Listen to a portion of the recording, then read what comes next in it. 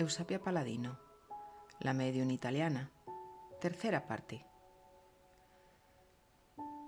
Tú, que tienes tanta intuición de estos fenómenos, ¿cómo explicarías estos movimientos de objetos a distancia? ¿Cómo crees que es posible? En mi opinión, hay un área enteramente nueva de hechos nuevos y estados físicos del espacio de los cuales no tenemos ni idea. Estas palabras pertenecen al científico Pierre Curie. Las escribió en una carta enviada a su colega Louis-Georges Gauss pocos días antes de su muerte en la primavera de 1906. Al final de este audio os contaremos más cosas sobre las sesiones en las que participó Pierre Curie, pero ahora vamos a seguir con la forma de comportarse de Eusapia en las sesiones mediúnicas. En la primera parte de esta biografía, Otero Acevedo nos cuenta cómo actuaba Eusapia en las sesiones en las que participaba.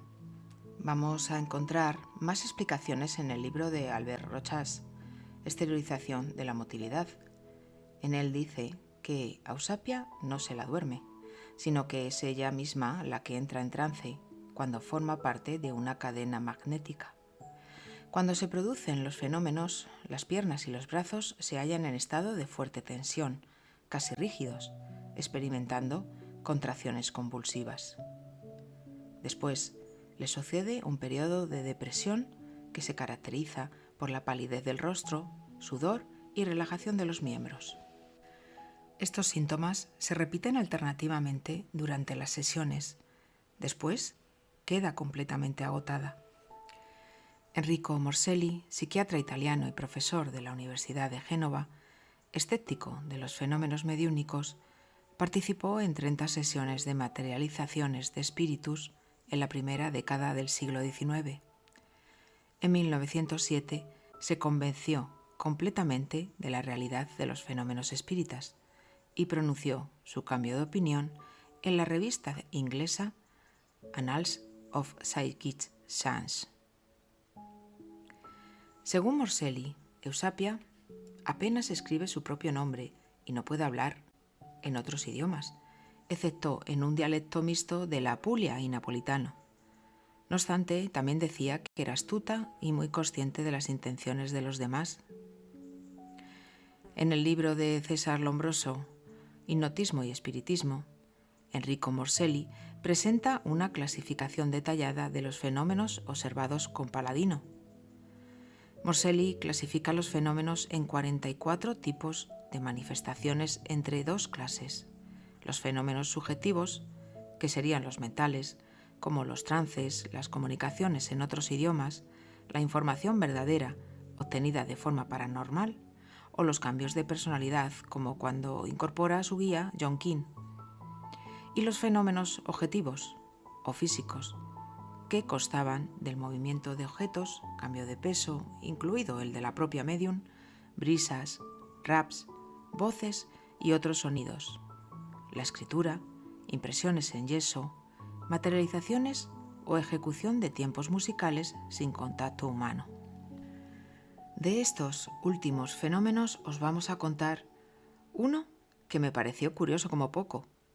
El autor del más de 100 libros de temática paranormal, Hereward Carrington, participó en las sesiones de la medium.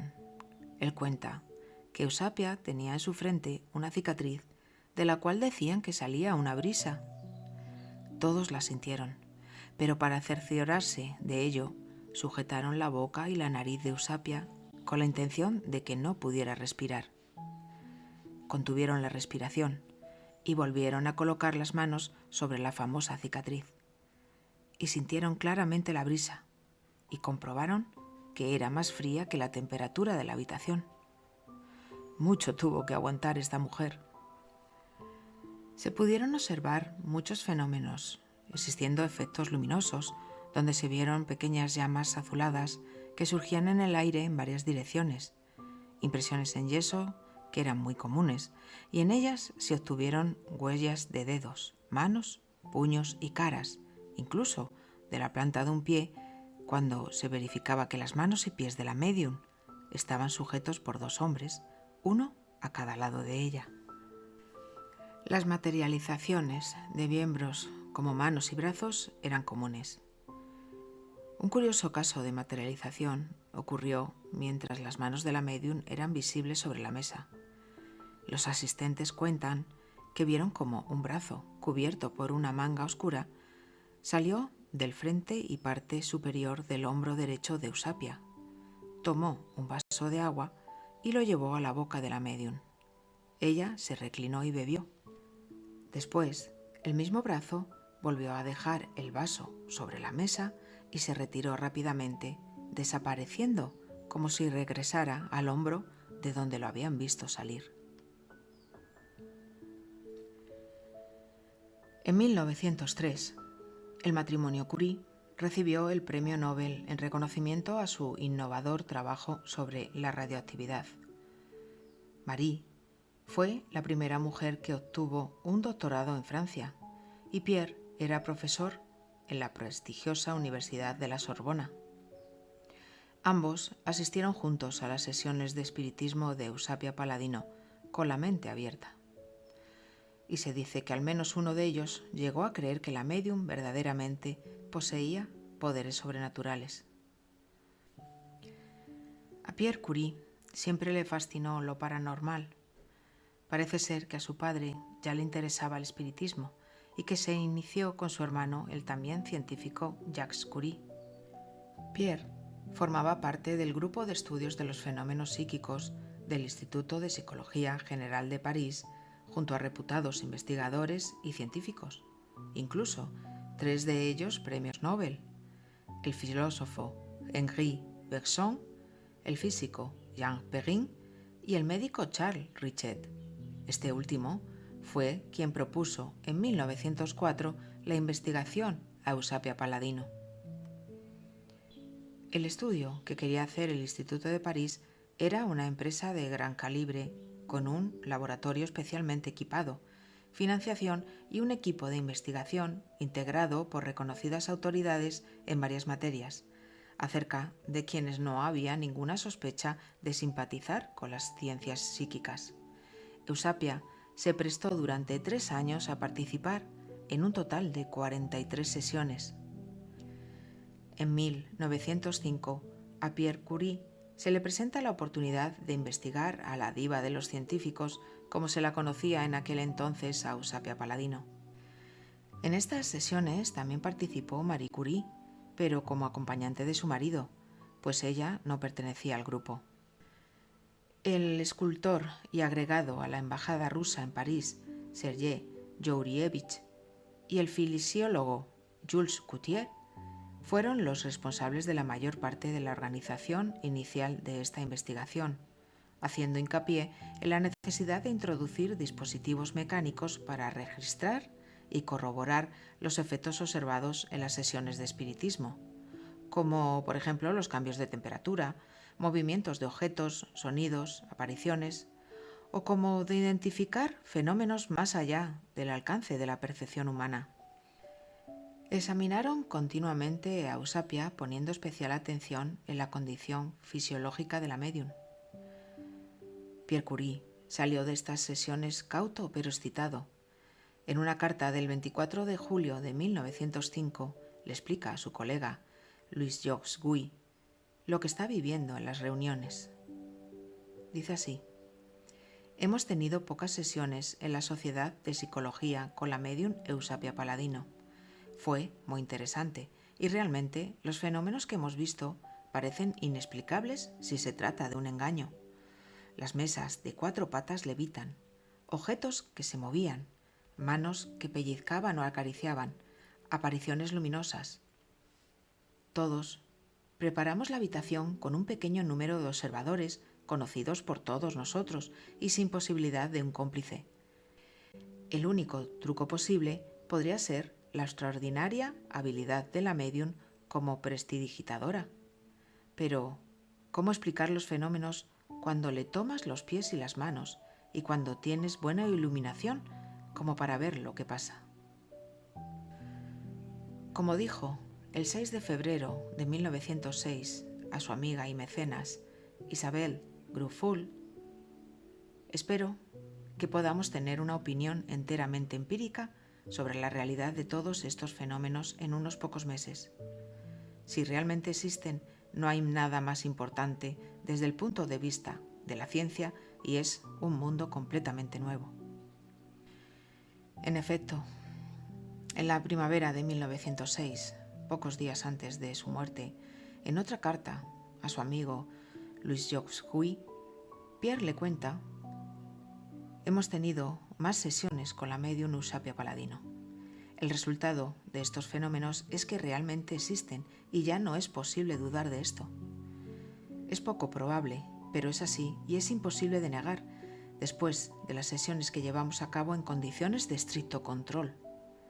De la médium se va formando algún tipo de miembro fluídico, además de sus brazos y piernas normales, y estos miembros, más o menos amorfos, son capaces de captar o incluso empujar objetos. Richet lo llama estoplasma. Y yo me pregunto, ¿qué hubiese pasado si Pierre Curie no desencarna tan pronto? Se le hubiese considerado engañado, como muchos otros grandes científicos de la época. ¿Quién sabe? Pero, aunque sepamos que todo es cierto, mucho se habló de si Eusapia había cometido fraude en sus sesiones. Los incrédulos decían que los investigadores fueron inducidos a un estado hipnótico y los fenómenos que creían presenciar eran alucinaciones. Sin embargo, esto fue refutado fácilmente por las fotografías existentes. Otra hipótesis era la acción de una fuerza biofísica que emanaba del cuerpo de la médium. Otros argumentos decían que proyectaba su fuerza nerviosa, la cual, al combinarse con los asistentes, producía los fenómenos, y que había una fuerza que podía concentrarse, materializarse, asumir semejanza con un cuerpo humano, golpear la mesa o tocarnos.